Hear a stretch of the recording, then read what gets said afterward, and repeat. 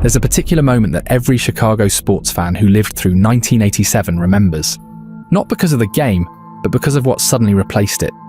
The screen started acting up, the sound got all weird, and then out of nowhere, there he was. A figure in a Max Headroom mask staring into the camera, with a distorted voice, and moving erratically, like a glitch come to life. It happened not once, but twice. First during a sports broadcast, then later that same night during an episode of Doctor Who. Each time it lasted less than 2 minutes, with no warning and no explanation. Then, as suddenly as it began, the broadcast was gone. Viewers were left sitting in silence, unsure if they had just witnessed a prank, a threat, or something else entirely. What followed was an official investigation. The FCC promised they'd do justice. TV stations were furious, but the masked intruder was long gone, leaving only questions behind. Decades later, we still have no answers as to how he did it. How exactly did he pull this off? It was Sunday night, November 22nd, 1987. In Chicago, people were winding down, some watching the news, others catching up on sports. Everything seemed normal. Then the broadcast started glitching, and what happened next became one of the weirdest moments in American TV history. The first sign of trouble came during WGN's 9 o'clock news. Sports anchor Dan Roan was talking about the Chicago Bears' win when the screen suddenly cut to black. At first glance, it probably looked like a technical hiccup, a blackout, something you'd expect to be fixed in a few seconds. And sure enough, the screen came back. But the face on screen staring at viewers was definitely not Dan Roan. Instead, there was this figure in a Max Headroom mask. If you weren't familiar, Max Headroom was a big pop culture character in the mid-1980s. He looked like a computer-generated talk show host, with a stiff, glitchy way of moving and talking. The joke was that he wasn't actually computer-generated at all. He was played by Canadian actor Matt Frewer, caked in prosthetics and wearing a fiberglass suit. Max was designed as a parody of media hosts, poking fun at the over-the-top style of television. Now imagine all of that, but with someone wearing a cheap rubber mask version of his face. Instead of Max's flashy computer background, this imposter had a piece of corrugated metal spinning behind him. Totally homemade. The picture was grainy, his movements were jerky, and the audio was just static mixed with an awful buzzing sound.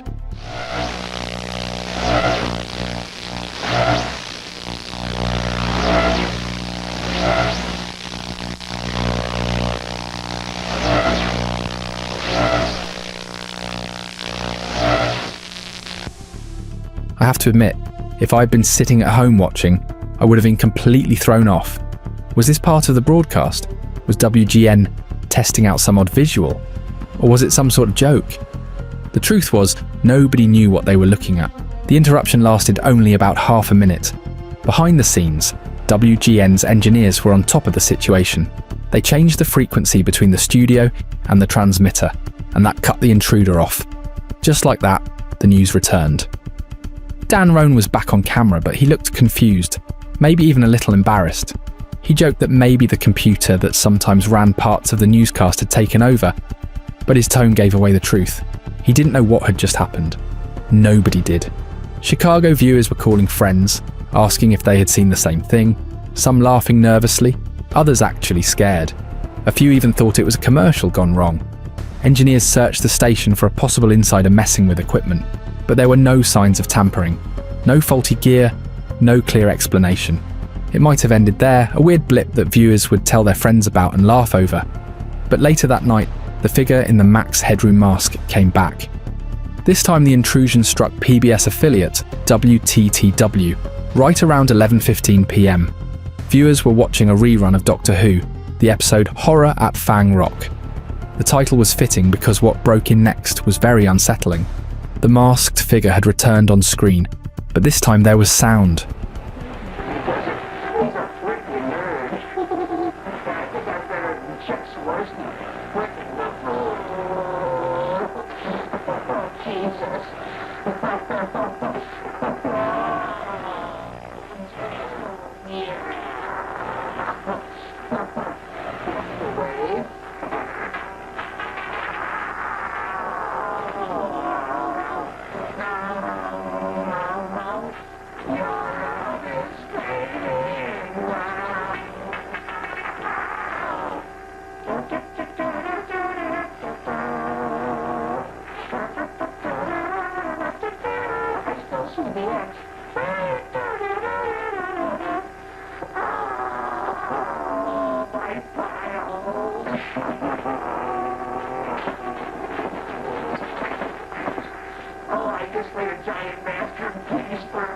greatest world newspaper nerds.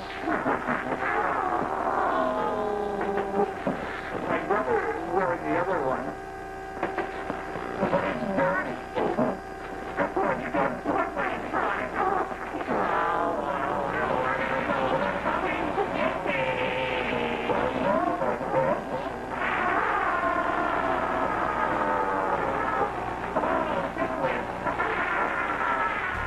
The screen cut to static, and then Doctor Who came back on like nothing had happened. But for anyone watching, those 90 seconds were unforgettable. Reactions poured in from viewers. Some thought it was funny, like a twisted comedy sketch that had crashed through the TV. Others were disturbed. Kids who happened to be awake and watching Doctor Who were scared out of their minds. I've read accounts from people who said they couldn't sleep after seeing it. Gary Zielinski, one fan of the show, recalled how it got stranger and stranger the longer it went on, and really that's the best way to describe it. Air director Paul Rizzo later admitted they were stressed out because they couldn't stop it. Unlike WGN, they didn't have engineers stationed at their transmitter tower that late at night. Their studio crew tried, but nothing they did had any effect. The pirate broadcast only ended when the hijackers decided they were done. Andy Yocom, a spokesman for the station, also later admitted they couldn't do anything about the broadcast. Former engineer Al Skierkiewicz added that this wasn't just a random stunt. Pulling off a signal hijack like this required technical know-how. He figured it had to be someone with experience in broadcasting, satellite work, or at least ham radio, maybe even a small group working together. Whoever pulled this off had equipment knowledge and, more importantly, had a plan. Decades later, reactions remain divided. Many treat it as a brilliant prank, while others remember the disturbance it caused.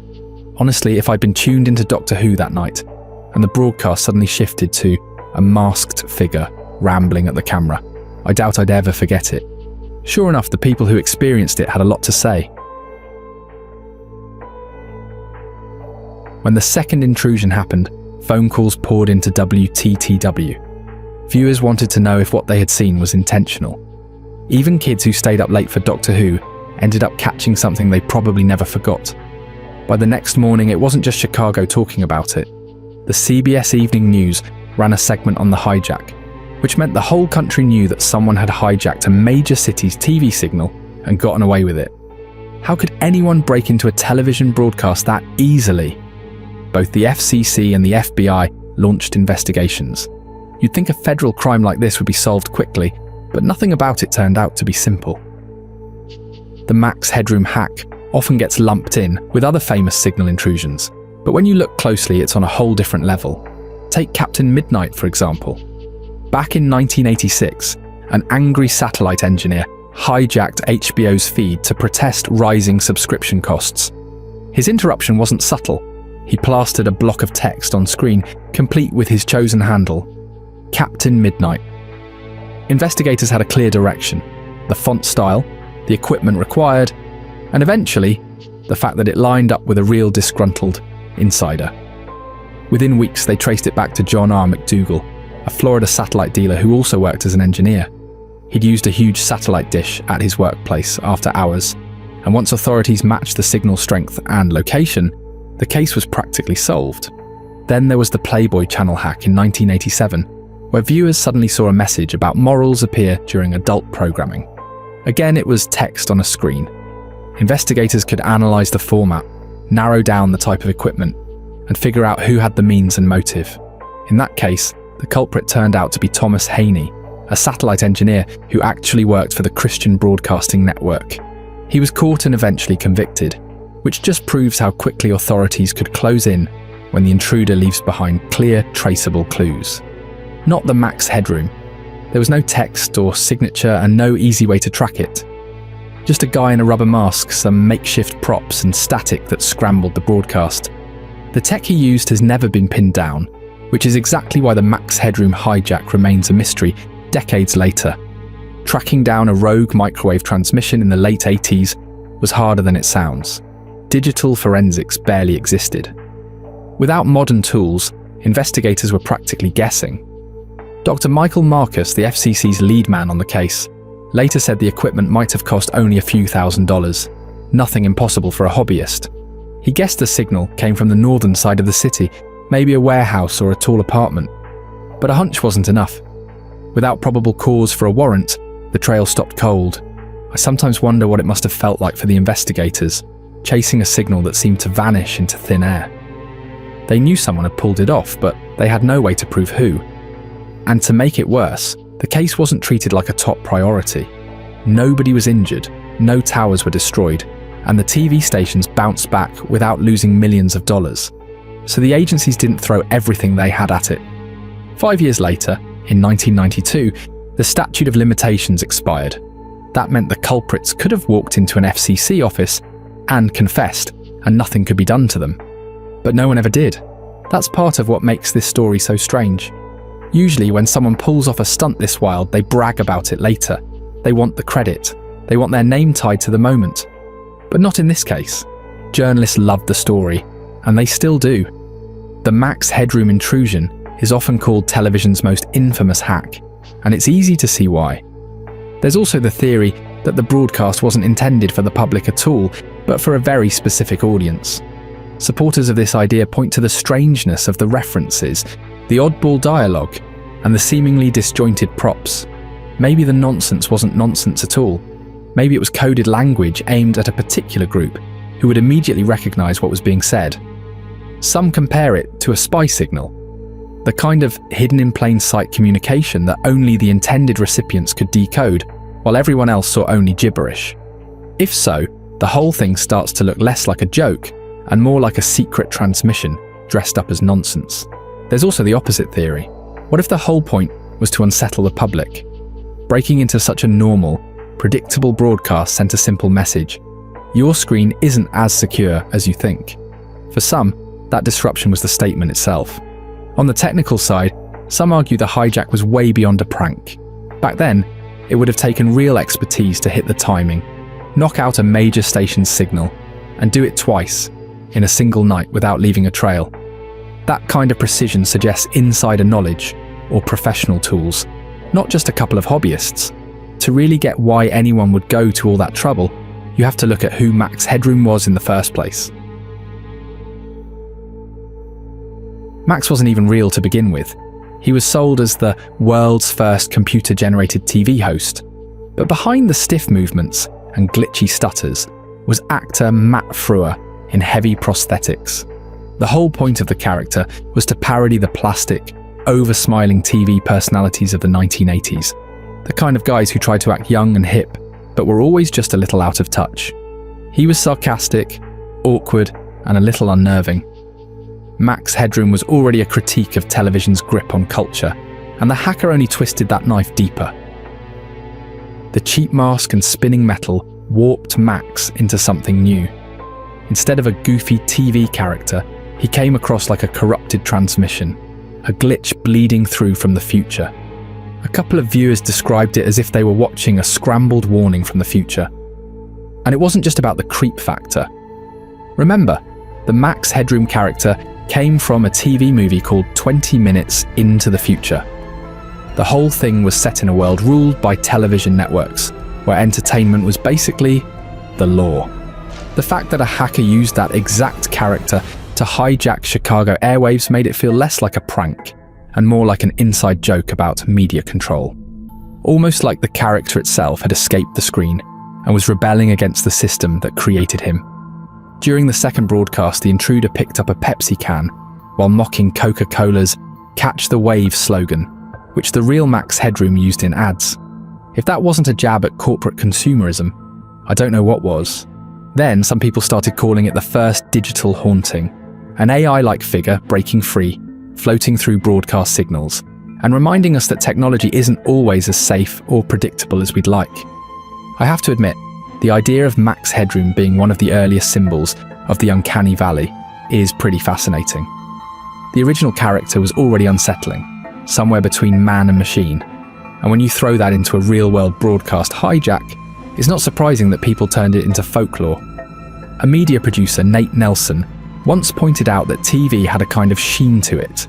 It was comfortable, familiar, and carefully managed. So when something ugly and unpredictable suddenly hijacked that space, it rattled people. It almost felt like an exorcism of television itself. If you've ever watched horror movies like Videodrome, where a strange TV program literally corrupts people's bodies and minds, you can see where the folklore comes from. The Max Headroom incident gave fuel to those kinds of fears, that maybe television could actually harm you, not just influence you. It wasn't just a pirate broadcast, it was treated like a curse, like someone had cracked open the TV and let something toxic leak through. Media historian Jennifer Holt has said it was one of the first big examples of regular people taking back broadcast media, even if only for a few minutes. That idea, that someone could just wrestle control from giant networks, made it legendary. The character's artificial aesthetic blurred reality and performance so perfectly that when a masked intruder stepped into his shoes, the satire flipped on itself. Rocky Morton, who helped create Max, has said the character was designed as a critique from the start. That's why the hijack felt so wild, it doubled down on the satire. Max went from mocking television to literally taking it over. But while some saw the hacker as a prophet, others treated it like a prank gone way too far. The broadcast itself certainly looked that way. A masked figure babbling nonsense, exposing his backside and getting swatted with a fly swatter. That doesn't exactly scream political manifesto.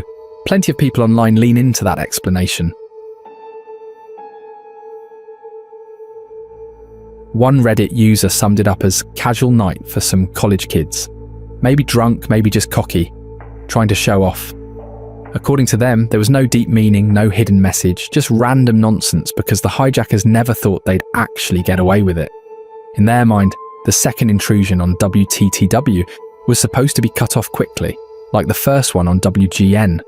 When it didn't end right away, the intruder had to improvise whatever came to mind. And, well, what came to mind was pretty weird. That's why another theory grew out of this. Maybe it wasn't just random hackers, but an inside job. Right after the first intrusion, WGN staff actually searched the building for a possible saboteur. They assumed no outsider could have pulled it off so cleanly. And honestly, the details in the broadcast give weight to that suspicion. The hacker mocked sportscaster Chuck Swirsky by name, calling him a frickin' nerd and a frickin' liberal.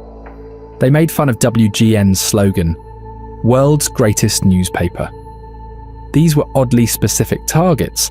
It felt less like some stranger making fun of random TV and more like someone with a bone to pick. That's why some people believed the hijacker was a disgruntled employee, maybe even someone who used to work there and wanted payback. Well, this theory explains the motive, but what happened after is just as fascinating. As the years passed, the broadcast found a second life. It wasn't remembered as just a prank anymore. The shaky, distorted clip looks almost tailor-made for what we now know as analog horror, like it showed up long before its time. And then there's the internet side of things. The Max Headroom hack became a kind of proto-meme. Before memes were even a concept, people were quoting the clip, remixing it, or just laughing about the sheer absurdity of it. If you think about it, that strange butt spanking with a fly swatter moment is basically early shitposting.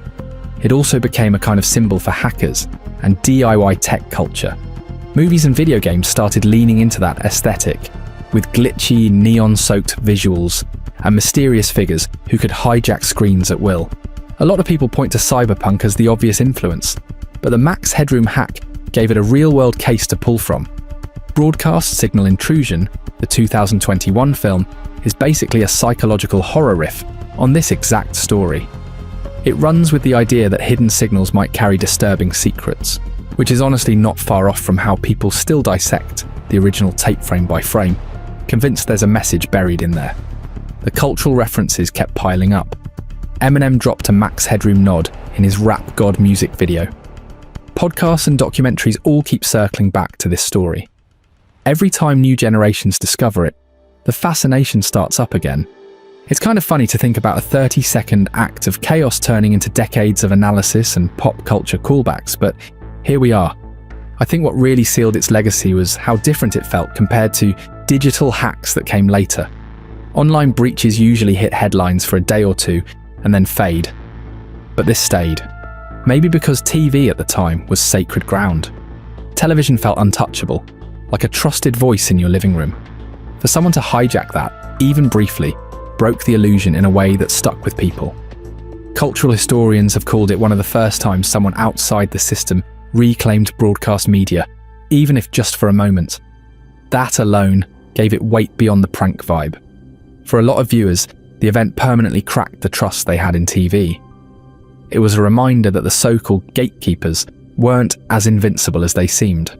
One producer compared normal TV programming to a warm hug from your dad, familiar and safe, and that interruption shattered it. If someone with the right gear could hijack a channel, what else could slip through?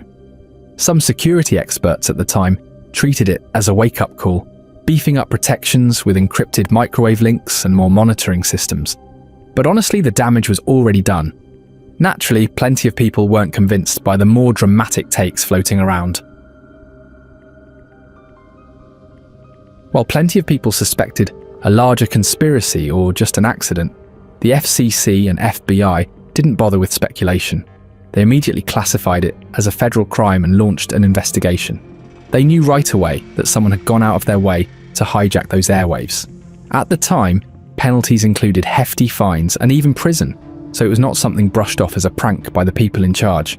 And once you look at the details, it really does rule out the idea of an accident. The video was pre-recorded. It had props, references, and bizarre but deliberate choices. That is not what you get from a random glitch. So how did it actually work? Engineers like Al Skierkiewicz, who was at WTTW back then, explained that whoever pulled this off had to know their stuff. He figured the hijacker was either a broadcast engineer, a satellite specialist, a ham radio operator, or some mix of the three. Basically, the kind of person who lives and breathes radio waves and transmission gear. The technical side sounds like something out of a spy manual. Dr. Michael Marcus from the FCC described how it likely went down. The hijacker needed equipment that cost at least a few $1,000s, including a microwave dish and a high-powered transmitter. Then they had to aim their signal right at the studio to transmitter link, the invisible line that carries the station's feed up to the giant towers on top of buildings. If your signal was stronger than the station's own feed, you could overpower it. That effect, called capture, would swap out the real broadcast for yours. The tricky part was positioning yourself in line of sight to those towers and knowing exactly which frequencies to use. It's kind of wild to think about how fragile analog TV was back then. Digital broadcasting today makes this kind of stunt nearly impossible. But in the 80s, if you had the right tools and brains, the system had cracks you could slip through. Some people have suggested the hijack might have spiraled out of control, like maybe they only meant to interrupt briefly and then lost control of the signal. Experts don't buy that. WGN's engineers showed how quickly you could kick an intruder off the air just by shifting frequencies. That's why their interruption lasted less than half a minute. On the other hand, WTTW's intrusion dragged on for about 90 seconds, not because the hijackers were stuck, but because there were no engineers on duty at the tower at that time of night to push them out. Once you realise that, it's clear the hackers ended it on their own terms. They knew exactly what they were doing and when to stop. At this point, the argument shifts. Some argue the hijack wasn't a joke, but a political move that exposed just how easily the authority of TV could crack. But then you have to look at the actual content. The masked figure was throwing out insults, muttering nonsense, and doing strange little stunts. On the surface, it just comes off as messy and juvenile, and that's exactly where critics of the radical protest idea push back. They argue that real political statements usually have some kind of structure or message. If this was supposed to rattle people's faith in television, why hide it behind crude jokes and slapstick? Well, we have no concrete answer to that. So after all that, we're still left without a clear answer. It could have been a prank pulled off by some tech-savvy hobbyists. It could have been an inside job aimed at WGN. Or maybe it really was a protest, meant to shake people's trust in TV. Every theory has holes, but each feels possible in its own way. Which one makes the most sense to you?